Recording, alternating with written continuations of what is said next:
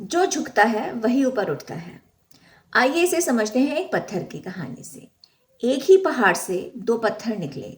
दोनों की शुरुआत एक जैसी थी, लेकिन कुछ सालों बाद एक पत्थर पर लोग रोज पैर रखकर गुजरते थे और दूसरे पत्थर के सामने वही लोग हाथ जोड़कर सर झुकाते थे। आखिर ऐसा क्यों हुआ?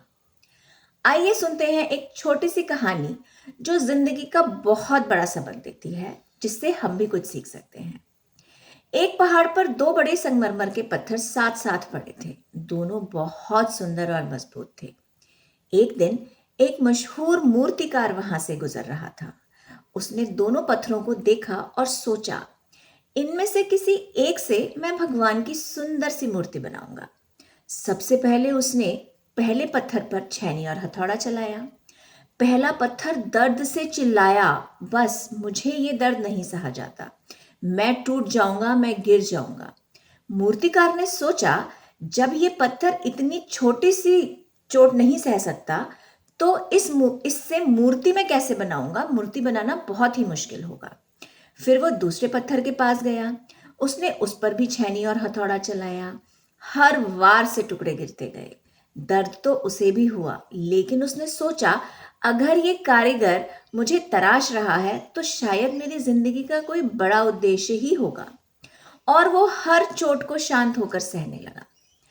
कई दिनों की मेहनत के बाद दूसरा पत्थर एक अद्भुत भगवान की मूर्ति में परिवर्तित हो गया। उसे मंदिर में स्थापित किया गया। रोज लोग उसके सामने दीप जलाते, फूल चढ़ाते, माला पहनाते और श्रद्धा के साथ हाथ जोड़कर प्रार्थना करते। उधर पहले पत्थर को भी मंदिर ले जाया गया, लेकिन मूर्ति बनाने के लिए नहीं, उसे मंदिर में फर्श में लगा दिया गया। अब रोज हजारों लोग उस पत्थर पर चलकर अंदर जाते थे। एक दिन फर्श वाला पत्थर उदास हो गया। उसने मूर्ति से बोला, हम दोनों एक ही पहाड़ से आए थे, फिर लोग तुम्हारी पूजा करते हैं और मुझ पर पैर रखते हैं।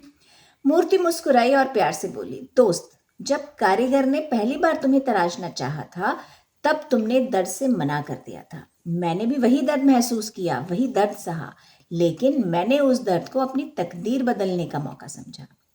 आज जो लोग मुझ पर फूल चढ़ा रहे हैं, मेरी पूजा कर रहे हैं, उसके पीछे वही छेनी और हथौड़े की अनेक चोटों का योगदान है। दोस्तों, हमारी जिंदगी भी बिल्कुल इन पत्थरों जैसी है। हर मुश्किल, हर चैलेंज, हर नई जिम्मेदारी जो हमारी जिंदगी में आती है, वो हमें तराशने के लिए आती है। जो हर बदलाव का विरोध करता है, जो कहता है मैं नहीं बदलूंगा, मैं नहीं सीखूंगा, वो अक्सर वहीं का वहीं रह जाता है।